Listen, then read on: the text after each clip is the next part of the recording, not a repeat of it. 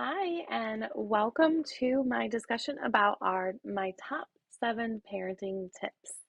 So I wanted to share this with you in addition to the infographic that you'll have access to from signing up for our newsletter.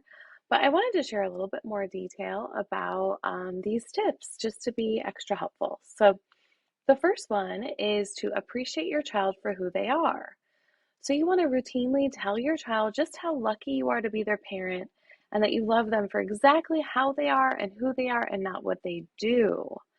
So you want to make sure that you're connecting based on, not accomplishments. Often we hear teenagers saying that they feel like they've become their parents' resume or that all they want to talk about is college applications. So we want to make sure that we're connecting about like their qualities and that you think they're really funny or they're a really loyal friend or they're really motivated, things like that, rather than like, oh, I'm so proud of you in soccer. You want to notice like, wow, you worked so hard today.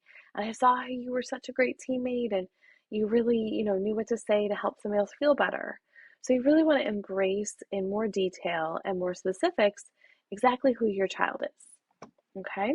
So number two, you want to spend quality time with your child every day. And this can be called special time, can be called one on one time, but it's the favorite recommendation of most child psychologists because it works. To be perfectly simple. So you want to give them undivided attention, let them choose the activity, no devices allowed. So no phones, no TV, nothing like that, no video games. You want to, play a board game or, imagine it, like engage in imaginative play with them, something like that. Okay. Number three, remember that everything is temporary. So, this is more just for parents that we really need to remember that the hard phases and the great phases are all temporary. And I would say every phase has its pros and its cons. So, it helps to think about the pros of the current one and the cons of the previous ones to embrace the fact that they're over. So, remembering that things are temporary can help you embrace, the enjoyment of being your child's parent. Number four, practice self compassion. So, self compassion is a very well researched topic by Dr. Kristen Neff, but pretty much it's holding space for yourself and for other people and holding space for the fact that we are all human. So, remembering that nothing is wrong with your child or with you as a parent, you're just people doing the best you can with the tools that you have. So, connecting with that common humanity every day is going to be really helpful in making sure that you're not being too hard on yourself or on them. We want to approach our kids with curiosity and positive intent.